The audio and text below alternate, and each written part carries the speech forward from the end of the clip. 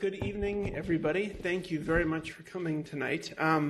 Surprise, I am not Dr. Dennis Goodman. I'm a little shorter. I'm a little younger. I don't have a South African accent, but nevertheless, I will be your moderator for tonight. I'm Michael Garshik, one of the cardiologists in the Center for the Prevention of Cardiovascular Disease. Dennis is in South Africa, hopefully having a really good time. Okay. So I think our flyers are still being developed, so I want to just pause a little bit longer on this slide to just highlight some of the really exciting upcoming lectures that we have. Jeff Berger, who is actually the head of our prevention center, will be here in late February discussing... Oh, sure. I do talk a little quietly. All right. There you go. Is this better? Yeah? Great. So Jeffrey Berger is going to be coming in late February.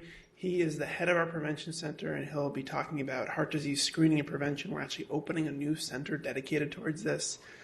Sean Heffron is actually our prevention center expert in exercise and heart health. And then we're going to be having Jonathan. Well, we have a really great schedule. Jonathan Newman is actually an expert in environmental exposure. So he's going to be talking about climate change and health too. So Dennis couldn't have planned this better if he had wanted to. Everybody have the dates down? Good. Okay. And for more information, we have a website. We have an email listserv that I'm sure hopefully many of you are on. We have a Twitter handle, which Anya updates frequently, discussing all the exciting stuff we offer at our prevention center. And we've had a lot of great past topics, aspirin, nutrition. I think the radiation one was probably very, very exciting. So you still can't hear, yeah? Okay. Okay. So tonight I have the distinct pleasure of welcoming Dr. Rostanski to talk to us about prevention and treatment of stroke. So it's very exciting to introduce her. Dr. Rostanski is a lifelong New Yorker.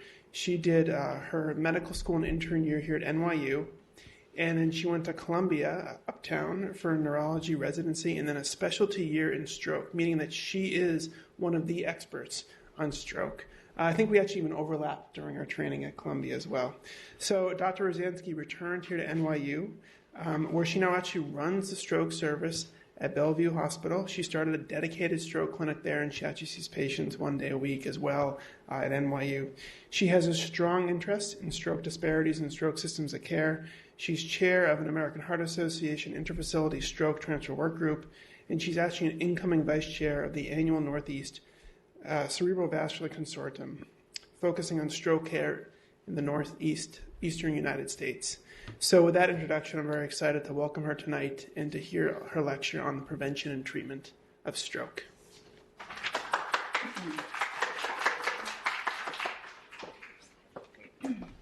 Thanks, Michael, and thanks so much for having me.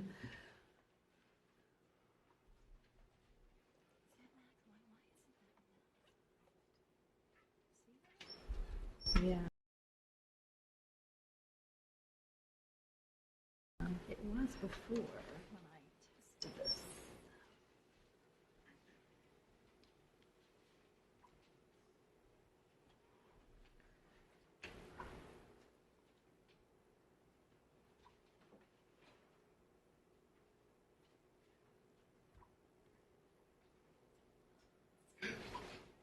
There you go. That's better. All right, make sure I'm still recording. Okay. So, perfect. Can I just go forward with this? Yeah, you can just go. Okay. All right, great. So I'll be talking today about the prevention and treatment of stroke. I'm sure there'll be some overlap with previous talks you've had because stroke and heart disease share many of the same risk factors, but we'll also focus a lot on the acute treatment of stroke and recognition of stroke symptoms. We'll start with some definitions, clinical symptoms, diagnosis of stroke, the acute management, and then risk factors and prevention. And we'll have time for questions afterwards. So just to convince you, so I'm sure you don't need convincing, stroke is really important. It's an important disease to know about because it's very common and it's the second leading cause of death worldwide. In the US, it's the fifth leading cause of death. It's the leading cause of permanent disability. It's also incredibly expensive. It accounts for the #1 cause or the #1 cost for lifelong disability. In the world of neurology, it accounts for about 50% of all hospitalizations for neurologic disease. The majority of stroke is actually preventable, and a large proportion of stroke is treatable. So it's really important that the stroke is sort of in everyone's consciousness as something to recognize. So stroke actually, I make the point that it's very common, but the death rate from stroke is actually decreasing. So stroke used to be the 4th leading cause of death in the US. It then declined. Now it's the 5th leading cause of death. And you can see here that across all race ethnic groups, the rate of stroke death has declined. This is a graph from 1999 to 2010. But there are differences in death rates, but overall the rate of death from stroke has decreased. And that's largely due to 2 factors. Both the number of strokes occurring has decreased, but also the treatment of stroke has improved, where people no longer die from stroke as frequently as they used to. So what is a stroke? There are 2 different types of stroke: hemorrhagic or bleeding stroke, and an ischemic stroke, or a stroke due to a blood clot. In both cases, stroke means it's the sudden onset of neurologic symptoms that's due to a problem with blood vessels. Now, in a hemorrhagic stroke, that problem is that blood is not getting to the part of the brain it needs to because it's actually spilling out of the blood vessel itself. In a blood clot type of stroke, which is much more similar to a heart attack, blood is not going where it needs to go because there's a blockage there. The majority of strokes are the blood clotting type of strokes, or ischemic strokes. Those account for over 80%, where hemorrhagic or bleeding strokes account for generally 20% or fewer of strokes. Now then, there's a different entity called a TIA, or a transient ischemic attack, sometimes referred to as a mini stroke. I'm sure many people here have heard of that term.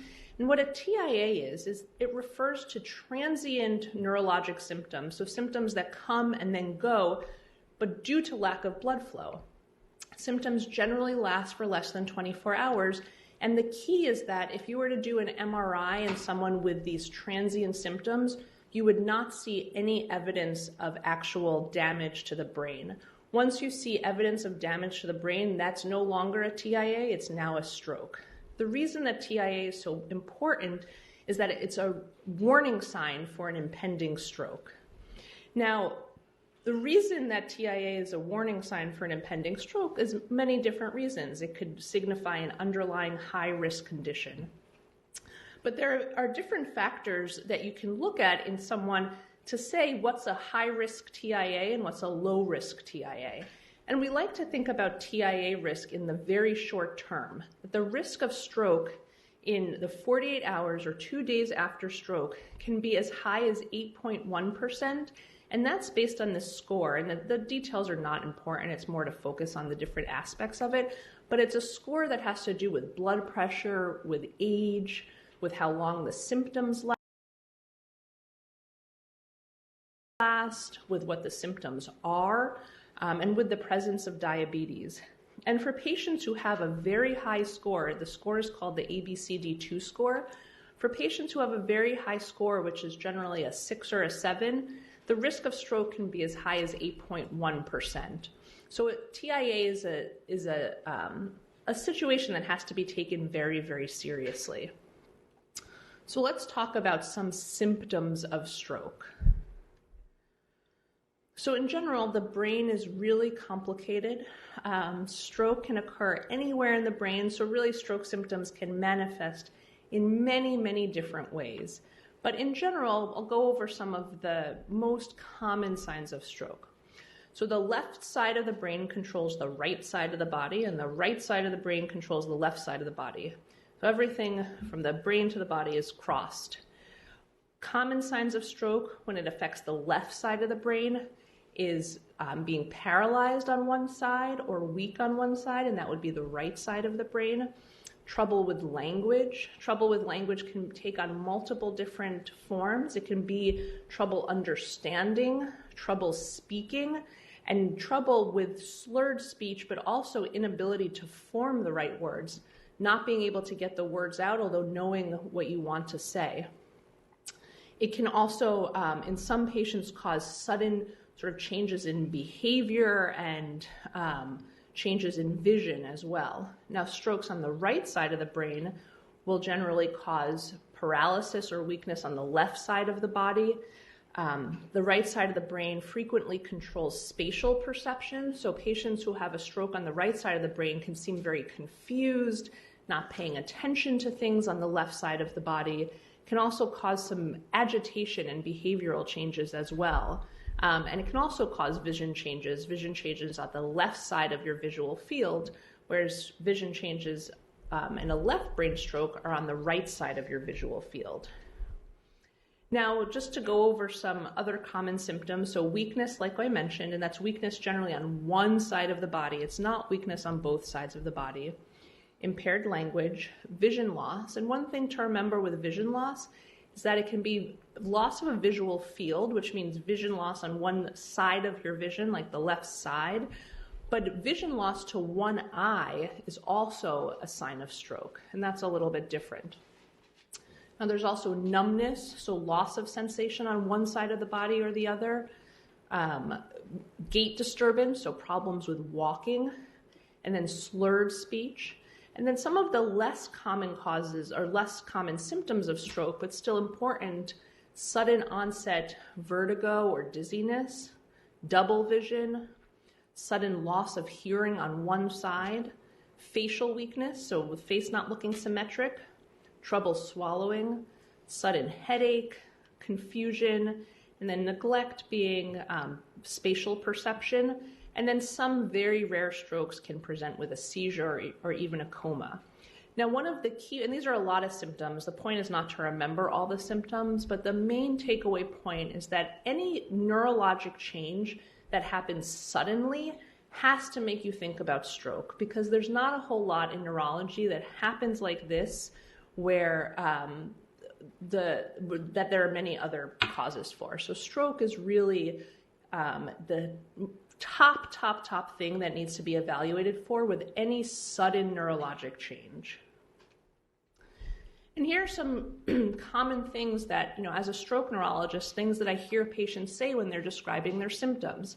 So my face looked twisted, I sound like I'm drunk, my arm is heavy, my speech is slurred, I had difficulty getting the words out, but I knew what I wanted to say. And then the last thing I'll mention here is that an unexplained fall always has to be thought that it could be due to stroke. And the reason for that is that a fall could happen from sudden weakness on one side and frequently not be identified that way. So it's different if you fall because you trip on something, but a fall that you really can't explain, stroke has to be something that is considered. Now, there are a couple of different mnemonics to help remember the signs of stroke.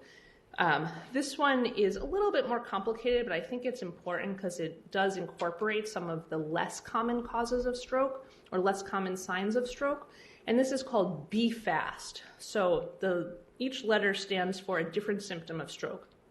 So B is for balance, sudden onset change in balance, change in dizziness, change in coordination. That's one way to remember those symptoms. E is for eyes, sudden loss in vision on one side or in one eye. F is for face, so sudden change in facial symmetry where one side of the face droops. A is for arms, and it really is legs too, but it's a way of thinking about weakness on one side of the body. Again, sudden onset. Speech, that's what the S is for, and that can both be slurred speech or aphasia, difficulty with language, both producing language and understanding language. And then really the most important part of this mnemonic is the last part, which is T.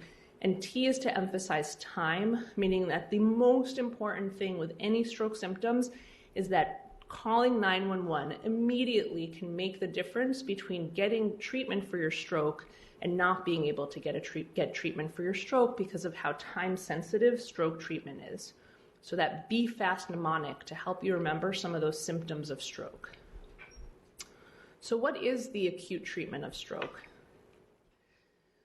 So like I said, time is very important. And the reason time is very important is that in a stroke, when blood flow is blocked to the brain, around 2 million brain cells die every minute.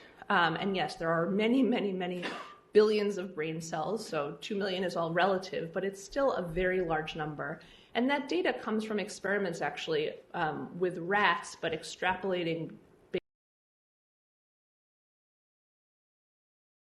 based on the differences between human brains and rat brains. So 2 million neurons dying a minute is a lot and should be sort of a way to inspire a respect for time and how important it is to get treated immediately. So in the treatment of stroke, what the goal is to restore blood flow to the part of the brain that's blocked by a blood clot. Now, these treatments that we'll be talking about are really geared towards ischemic stroke, so the types of strokes from blood clots, not from bleeding in the brain or hemorrhagic stroke. And if you have specific questions about that later, we can certainly talk about that. Because the majority of strokes are ischemic and because the treatments that we have are largely geared towards ischemic stroke, that's what I'll be focusing on. Now, with treatment of ischemic stroke, the faster that blood flow is restored, the better the outcome. It means that when blood flow comes back to the brain, fewer cells will die. And what you can see in this picture is that this is a picture of one of the main arteries in the brain, and there's an arrow pointing to the clot, and the MCA stands for middle cerebral artery, but basically there's no blood flowing beyond the point of the clot right here. So our whole goal is to remove that clot to get blood flow back to the brain. And the reason that we want to do that is when blood flow is blocked to the brain, there's a part of the brain that will die no matter what we do. We could restore blood flow immediately. There will still be a dead part of the brain, and that's called infarction. So that's brain that's dead, not coming back, no matter what we do. But when blood flow is blocked to the brain, there's a much larger area that we call the penumbra being an area at risk. And that's brain that will die over a period of time if blood flow is not restored, but it's not dead yet. And so the whole point is to bring back blood flow to that area to save that area of the brain at risk, or the penumbra. Now, there are two main ways to treat ischemic strokes. There's what we kind of think of as a medical treatment, and there's more of a procedural treatment. And these are not either or. Some patients are eligible for both. Some patients are only eligible for one. We'll talk about both, but they're not competing treatments. They can be used synergistically as well. But both treatments are very time sensitive, and in both treatments, the goal is to restore blood flow. So the medical treatment is an IV clot busting medication. So it's a medication that's given intravenously called IV-IPA or alteplase. And the procedural treatment, there's a couple of different names for it. So thrombectomy or mechanical thrombectomy, also endovascular clot extraction. It's more of a mechanical way of actually pulling that blood clot out from the brain. Both treatments, like I said, are very time sensitive. So IV-IPA. What is TPA? The goal of it is to reopen blocked blood vessels. And it's a clot buster. So it's a recombinant form of a natural clot buster that we have in our bodies. And it's a molecule that's very specific for blood clots, and it basically targets a blood clot and chews it up. Now, TPA is exceedingly time sensitive. It can only be given up to 4.5 hours from the time a patient was last known normal. So last known normal is a little bit different than symptom onset time. So the best way to think about this is someone who goes to bed at 8 o'clock normally and wakes up at 6 a.m. with symptoms of a stroke. Their last known normal was 8 p.m. It's not at 6 a.m. when they notice their strokes. That means that that person would not be eligible for IV-IPA. So it's really a very narrow time window for patients who are eligible for TPA. Now, TPA has risks. The main risk is bleeding in the brain, But overall, when you're treated, especially in a center that specializes in the treatment of stroke, if you're eligible for TPA, the risks of bleeding are greatly outweighed by the benefits of decreased disability. And in general, you can think about the number needed to treat, meaning how many people who are eligible for this treatment, TPA, need to get it to be able to benefit. And it's really a number needed to treat of 7. So for 7 people, every 7 people who have stroke symptoms who are treated with TPA, 1 will go on to really have basically no disability after TPA treatment. And that's a pretty powerful effect when you think about how much disability stroke can cause. TPA is also important because it doesn't require any specialized equipment. It's just an IV medication, so it has a much wider applicability than some of the other treatment we'll talk about. Now, the main reason that patients in the US, and I think this is probably true everywhere, don't get TPA is because they don't come to the hospital in time. So that's the number one reason people are not treated, and it really underscores how important it is to recognize symptoms of stroke and call 911 immediately. Just to give you a sense of overall numbers, up to this year, probably 2019, I would guess probably about 10 to 11% of all stroke patients get TPA. So it's a really small proportion overall. So the way that we improve that is by patients recognizing stroke symptoms. And this is just a visual display to show you TPA's effect. This is actually at 3 hours, but it can be given up to 4.5 hours. And it shows you for every 100 patients who get TPA, there's 100 little white figures here. 33 will be green, meaning they will be either completely better or mostly better, no disability. 3 will be worse or severely worse, and the majority are not going to have any effect, but you can clearly see that the benefit, meaning the number of green figures, vastly outweighs the risk, or the number of red figures, the number of people who are harmed by it. So that's IV TPA, medical treatment. Now, there are some strokes that are due to a blood clot in one of the main arteries of the brain, like that picture that I showed you before. Not all strokes are due to blood clots in the main arteries. Some are due to blood clots in very small arteries where we actually can't see the blood clot. Those strokes still cause disability. But strokes that are due to blood clots in the main arteries are called large vessel occlusion. So there's several large blood vessels in the brain, and when there's a visible blood clot there, that type of stroke is called a large vessel occlusion. Now, the reason it's important to know about this type of stroke is, number one, although they're not that common, probably make up about 20% of all strokes, these are the most disabling and deadly types of strokes. And the reason is that, in general, when there's a blood clot in a main artery, more of the brain will lack blood flow, so you will have greater symptoms, a larger symptom burden. And you can see in this picture, this is a CT angiogram, so it's a special CT scan given with contrast, and this arrow pointing to the lack of blood flow beyond that point of the blood clot, compared to the other side where there's plenty of blood flow. So that's what we mean when we say a large vessel occlusion. And so what's the treatment for these types of strokes? Well, as I referenced before, when there's a blood clot, it sort of stands to reason that if we can pull out that blood clot or remove it, that may work and restore blood flow to the brain. And this is certainly piggybacking on cardiology and the treatment of heart attacks with all of the sort of stenting and acute cardiac treatment that we have. It took a lot longer to be able to show this effect in stroke. And generally, what happens is that devices are used and the procedure is endovascular, meaning you enter the arteries through the groin, through one of the arteries in the groin, and thread a catheter up into the brain. And you can see what these catheters look like. This is a picture of the catheter in the blood vessel. And basically, it has a stent on it, and it's not leaving a stent in place, but the stent is there to enmesh the blood clot and then pull it out. And so this is what it looks like when a stent pulls out a blood clot. And for a long time in neurology, this really didn't work. So just to show you, again, to go back to that initial picture, blood clot in the middle cerebral artery, one of the main arteries in the brain. This is an angiogram. So like I said, it's an endovascular procedure. It's done under fluoroscopy, which is a type of X-ray where the neurointerventionalists are actually directly visualizing that blockage in the brain. You can see here there's no blood flow, and then once the clot is removed, there's blood flow to this whole part of the brain. And so this is a before and after for clot extraction or mechanical thrombectomy.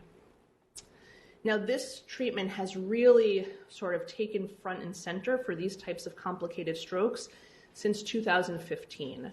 And in 2015, there's publication. I have 5 headlines here from the New England Journal. There are actually an additional 2 studies afterwards, but 5 studies altogether showed that when patients with large vessel occlusions are treated with clot extraction or mechanical thrombectomy up to 6 hours from the time of stroke, the benefits vastly outweigh any risks. And this is just a little graph to kind of show you how powerful the effect is.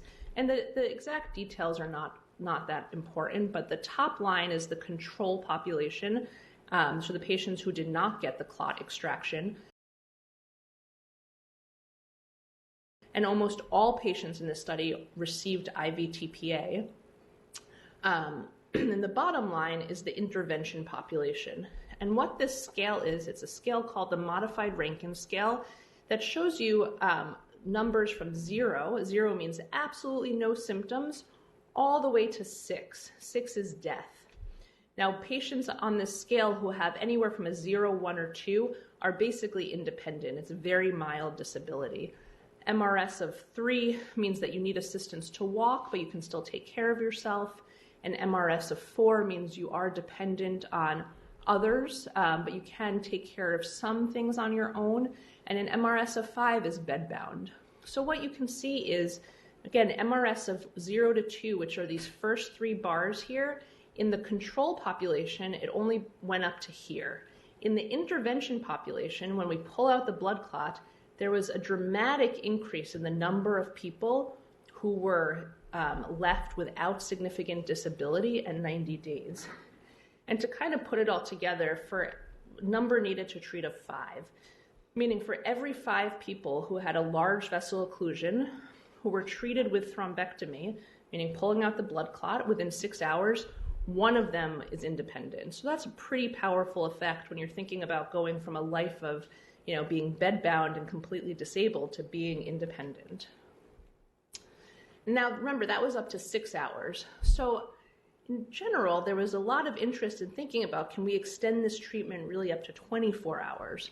So there were 2 trials in 2017 and 2018 looking at how do we pick patients who don't come in within that 6-hour window, and certainly patients who aren't eligible for TPA, since we know that can only be given up to 4.5 hours. How do we find patients who maybe could benefit from this really powerful treatment up to 24 hours? And the real way that it was settled on was that we need special imaging to say, is there still brain at risk? When we know a patient is coming in, if their symptom last known well was 16 hours ago, if we can show that with imaging techniques there's still brain to save, what if we pull out the blood clot in those patients? And the way that this is done in practice is with special CAT scans called CT perfusion scans. And what the CT perfusion scans do is they let us see a part of the brain that's dead. No matter what we do, that brain is not coming back, but also help us see the penumbra, that area that I talked about before, that area at risk. And if we see that there's a mismatch, so there's an area of the brain that's dead, but the area of the brain, the penumbra that's at risk is much larger, well, that's a patient who we should try and pull out the blood clot. This is an example. The details, again, are not important, but cerebral blood volume tells us the area of dead brain. That's this dark area right here. Cerebral blood flow tells us the area of brain at risk.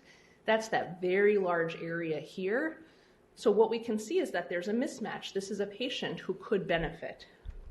Now, these 2 trials, again, details not that important, looked at patients in this extended window from 6. One trial was up to 16 hours, the other was up to 24 hours. And it was all patients who had that perfusion imaging that I mentioned, showing a favorable penumbra, meaning a large area of brain to save, who had a large vessel occlusion or a blood clot in one of the main arteries in the brain. And what we saw was a dramatic treatment effect. So these are those same bars looking at the modified Rankin scale. And again, you can see now it's switched. The intervention population is on top. This is 0 to 2. So patients who are completely independent. It's all these patients here compared to the control population, a much smaller population. The same was true in this other trial, Diffuse 3, much larger proportion of patients who were functionally independent compared to those in the intervention arm. And what this comes down to, and there's a lot of words here, but it's basically a number needed to treat of 3, meaning for every 3 people who have a favorable penumbra or brain to save on the CAT scan with perfusion, if only 3 of those get thrombectomy, 1 will be independent. And in medicine, a number needed to treat of 3 is an incredibly powerful effect. And if we think about sort of what the outcome is here, the outcome of a life of disability versus a life of really complete independence, it's a very powerful treatment. Now, the trick is that this treatment's not available everywhere, and it really, and this is beyond the scope of the talk, but it really requires there to be systems of care developed on city level, state level, national level to help get stroke patients to the right place at the right time so that they can get, the ones who are eligible can get this really life-saving, but more importantly, disability-saving treatment. And another point just to drive home is that this treatment is not instead of IV-TPA, it's in addition to it in those patients who are eligible for IV-TPA. So the two can work together.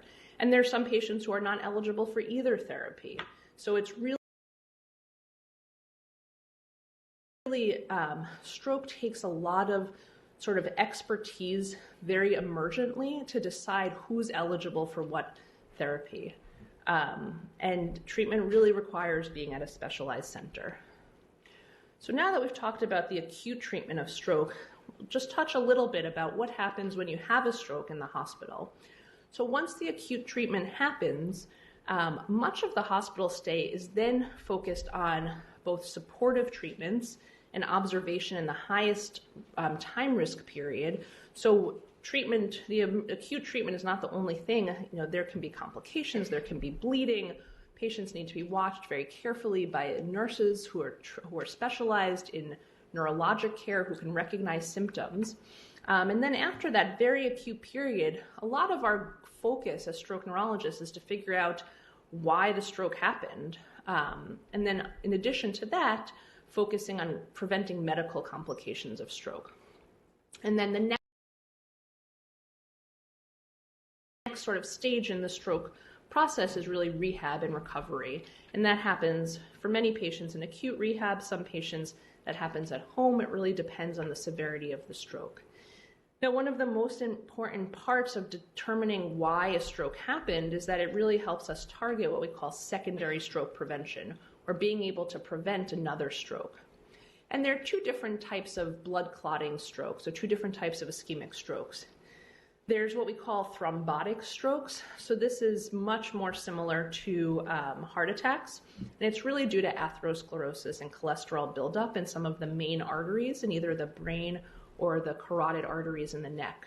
You can kind of think of this as like a clot in residence. It's not a clot that came from somewhere else. It formed in the blood vessel itself because of a plaque or an irregularity in that blood vessel. And then there are embolic strokes. These are sort of traveling clots. These can be blood clots that come from the heart. These can be blood clots that come from plaques in other parts of the body, especially the carotid arteries. And this means that a blood clot went from somewhere else and got lodged into one of the main blood vessels in the brain.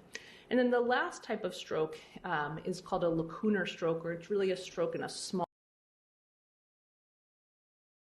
blood vessel where we actually can't see the blood vessel that's affected.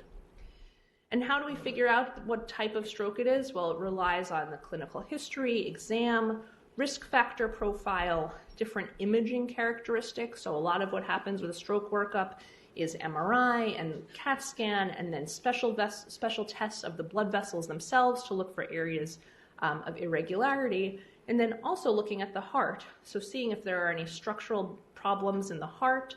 We look at the heart rhythm to search for atrial fibrillation or other arrhythmias that can predispose to stroke. So that's much of sort of what our diagnostic workup focuses on in the hospital. Most patients are started on aspirin after a stroke. Some patients are started on aspirin and Plavix for a short period of time, so that's a different blood thinning agent. For patients who have atrial fibrillation, for example, we'll start anticoagulation. And the reason I mention these various things, there's not one right answer. All of stroke care has to be very individualized based on what the specific type of stroke is. There's blood pressure control, so long term we want low blood pressure, although right when a stroke happens, we actually like the blood pressure in the brain to be high to maintain blood flow to the brain, so there's a careful balancing act that happens. And then looking for common stroke risks, diabetes, smoking, cholesterol testing, all of this sort of happens during our stroke hospitalization. And like I mentioned, there's individualized risk stratification, sort of what the name of the game is for secondary stroke prevention, trying to balance treatments that can increase the risk of bleeding with preventing blood clots from forming. And so there is not one right answer for all patients. It's figuring out a specific risk factor profile, and then sort of why an individual had a stroke, which allows us to best target our secondary stroke prevention or our ability to prevent that next stroke. And then the last part of the stroke hospitalization is therapy and rehab. And this can make a huge difference between the outcome of disability and independence. And there's many different domains of rehab: physical therapy, occupational therapy, speech therapy for those patients who need it, vision therapy, which is a specialized kind of therapy, cognitive therapy. Many patients have cognitive changes after a stroke, and then also use of specific assistive devices depending on what the residual disability is. Okay, and so then the last thing that I'll touch on is just prevention of stroke. And again, some of this may be repetitive from other areas of overall heart health, because there's a lot of overlap between stroke and, in general, heart disease. So we like to think about stroke risk factors as those that are non-modifiable, can't change them, we're stuck with them, and modifiable. And with stroke, by far the largest non-modifiable risk factor, which outweighs everything else, is age. So the older you get, the higher your risk of stroke is.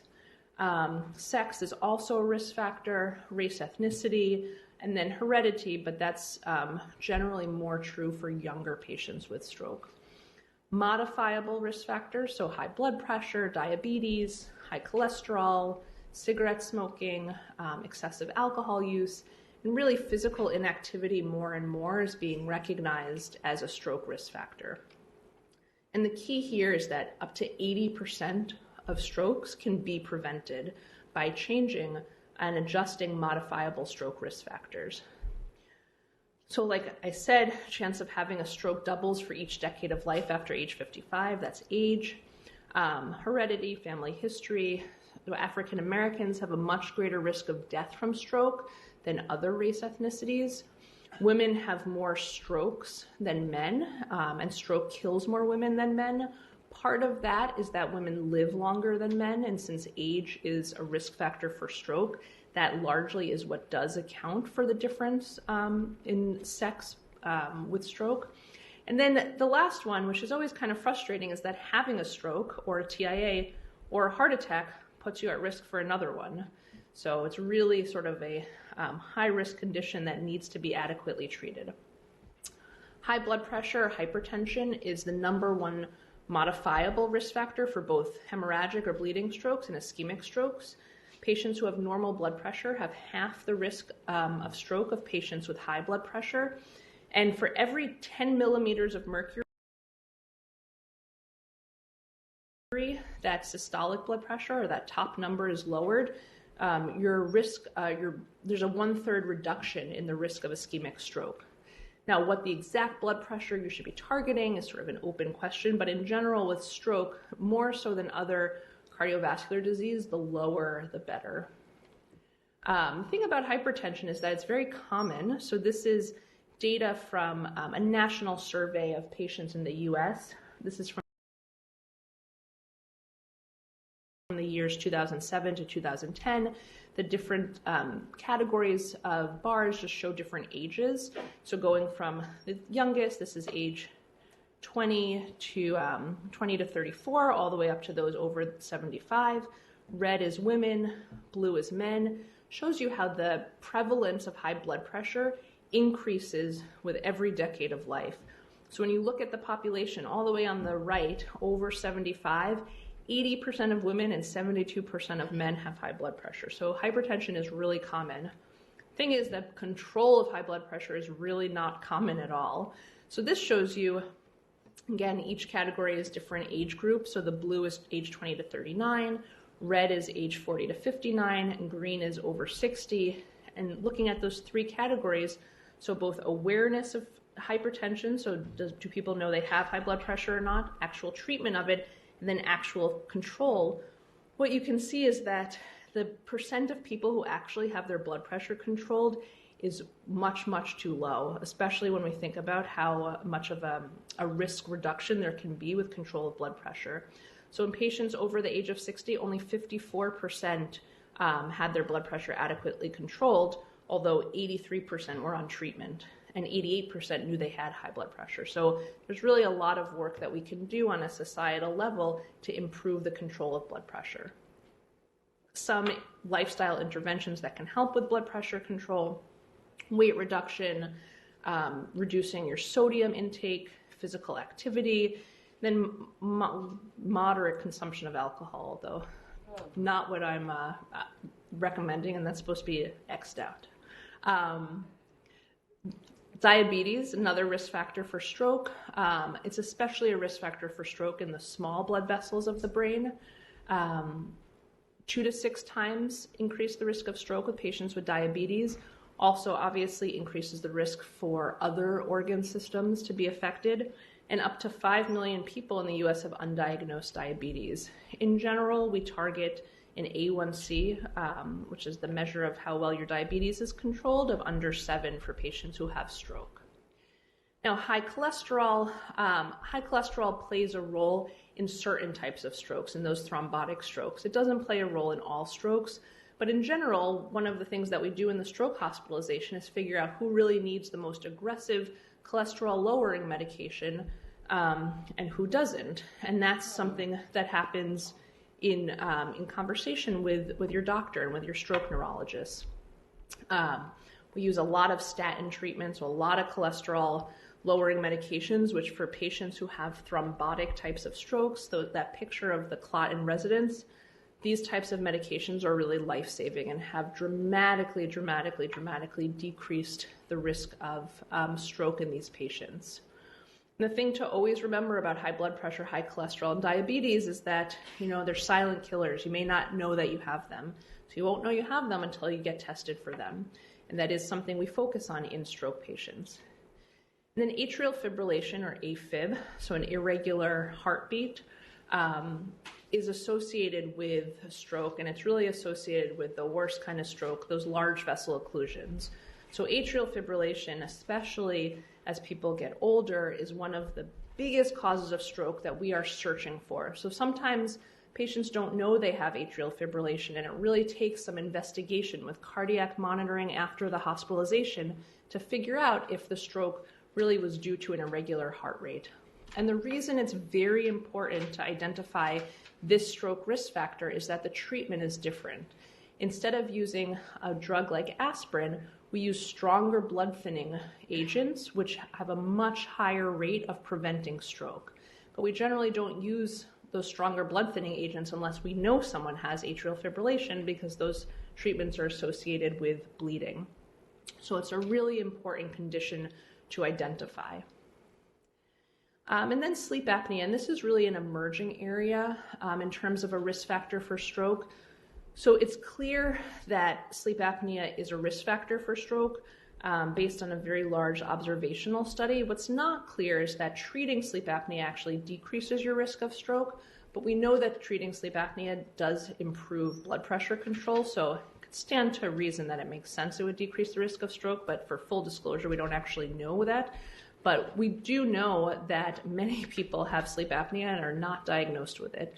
So it's something that we're always screening for as stroke neurologists, especially after stroke, asking patients about snoring, stopping breathing in the middle of the night, and then referring for sleep studies to look for sleep apnea. And then smoking, I'm sure I don't have to belabor this point, but it's a really, really, really powerful stroke risk factor, especially true in young patients with stroke. Doubles the risk for ischemic stroke, can increase the risk for hemorrhagic or bleeding stroke by up to 4 times.